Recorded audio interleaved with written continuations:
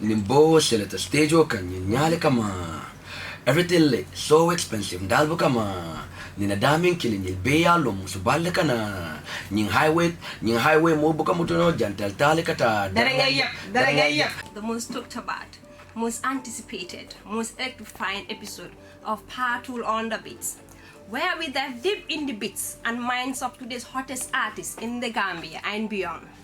I am your host, MAIMUNA, and this evening we have a special treat for you. Joining us in the studio, it's none other than HUSSAIN DADA, a genius in the world of music. How did your musical career start? Can you tell us a little about it?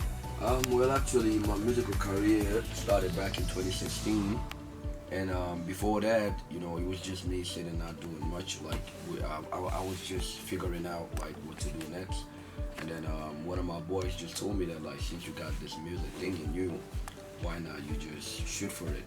So at that point, we really had nothing to lose. Like, you know, it was either that or nothing. So like, it started back in 2016, and that's how we actually started the whole journey till we get to where we are today. But when I was coming back in 2016, it was really now, this is something I want to do. Like, this is what I want to. I want this to be like my work. Like, you know, this is what I want to work on and stuff like that. So it has always been difficult from the starting, because you can tell that, like, you know, the support was very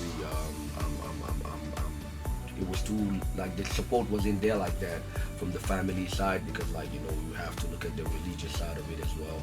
So yeah, but like the passion that I had for it, and then the fact that I kept on seeing that I wasn't going back, like, you know, I kept going from one stage to another, just kept me going, even though like it was difficult, but I still see myself, like, you know, going through it.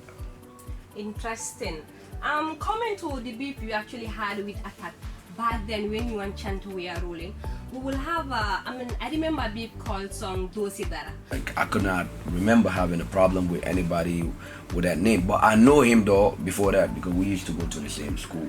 You know, but I didn't know what was the motive for him coming to the game and then, like, you know, having to start a beef with us. But then from another perspective, I understood that if you're doing the music and then you in the position that you were doing, like, you know, you guys are buzzing, and then somebody else is coming, and then they feel like, you know, if I just tag along. Interesting. So those beefs shape your musical career in any way?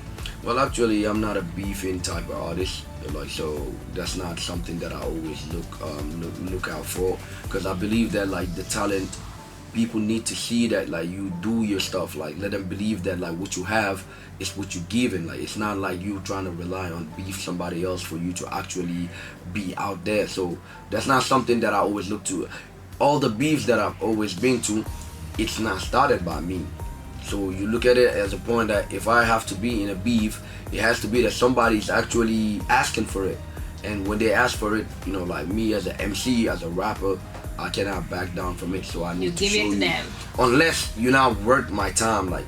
But if you're, if I feel like you're my peer, like me and you, we're in the same level, obviously I need to, like, show you that I need to put you in your place. That was interesting. So actually connecting it to the music industry in general, those beef level of the music industry in any way? Well, in most cases, like, beef is something that has to do with controversy, so you see people talk about it, because normally once people are beefing, it brings a lot of attention. Like, so for most cases, what you need to be asking yourself before starting a beef is, do you have what it takes to back the attention that it comes with? For example, now I beef somebody and it's a hit record. Do I really have something to back those hit records with? Because normally if you beef somebody and the people are really liking the song, and at the end of the day you cannot bring anything that actually holds the weight to that song, which means you're just enjoying the moment, and then when that moment is done, people just forget about what you're doing. So that's why I believe as an artist, you need to work on yourself, you know, be good at what you do, rather than, you know, fall for beefs. Even though we know beefs actually spice up the game. When people are beefing, everybody's talking about it, but for how long? That's what you need to be asking yourself.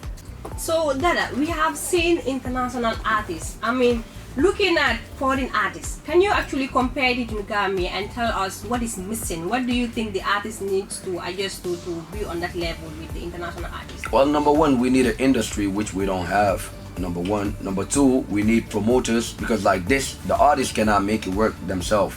You know, because the artists, I'm not gonna lie, we have fantastic artists in Gambia now. The music is changing. You can tell that people are putting so much effort into creating good sounds lately. You know, so the only thing we need now is to have people that are actually gonna push this music out there. But I believe slowly, but we'll surely get there one day, inshallah, sooner or later. And Asmaya, which our listeners got a taste of. I told you that you are in for a treat. Dada, do you know that my nickname is Mona Lisa? And you got that in your song. So can I say this song was actually meant for me? Well, you can say it, but in a low tune, so my wife. Are you sure? Okay, I got you. I wouldn't want her to jump you on one of them days. So. Right. Okay, I'm curious. What's on the horizon for you? Any exciting projects or collaboration in the works? Yeah, so right now, we're working on the 4th album. As you can see, we are almost done with it. And I've dropped the first single for it, which is featuring Antua Disparky, called Thomas Shelby. So after that single, we're gonna drop two more singles after that, and then the album is probably gonna come out in October, inshallah. That's when we schedule it for, probably mid-October. So we're just working on the promo because we're gonna have a show in on the 14th of December. So this whole album will be the topic for the show itself. So the album will be out in October. So that's what we're working on right now.